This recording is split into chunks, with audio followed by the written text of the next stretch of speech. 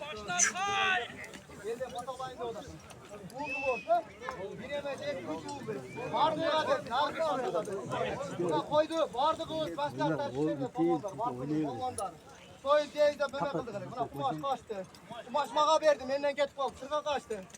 Vardı kız, vardı kız, kendi sorma. Vardı kız, razı ol. Salam.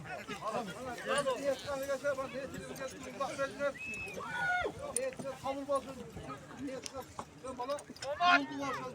Allah'ım ömür üstüne esmezden versin. İçeriden olsun. Rahmat falan sevmem. Siz valla yakışıklıysam yakışıklı da çok mutluyum. Var mı sakallar? Fotoğraf etrafında.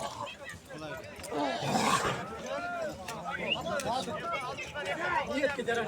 Valla ne ekmek olur. Sapar kumaş gel gider. Fotoğraf Allah. Evet fotoğraf. Kumaş. Gel kumaş. Sana oğlum.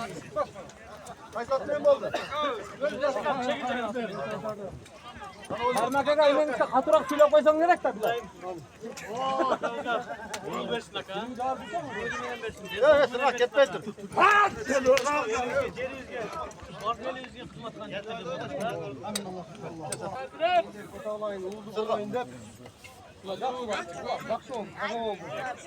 Mıymandar dağa açtı, vardı razı, kızıldı, bol oldu.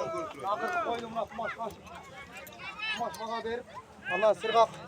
Bırakmadı, vardı kız, ıntımak kolu, aldı bu sırgak, vardı kız kolu. Bırak, neyine kumaş tutmadı. Bir zaman öttü ha, jakşı oldu ha. Çünkü bir daha da uğulduk olsun ha. Jakşı imanlı hesaplı bu. Allah!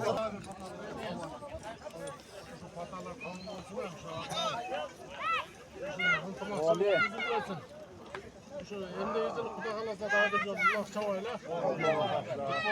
Bırak rahmat kulak çağırgan abi. Bana da koşan çabuk geldi çünkü adam gönlünü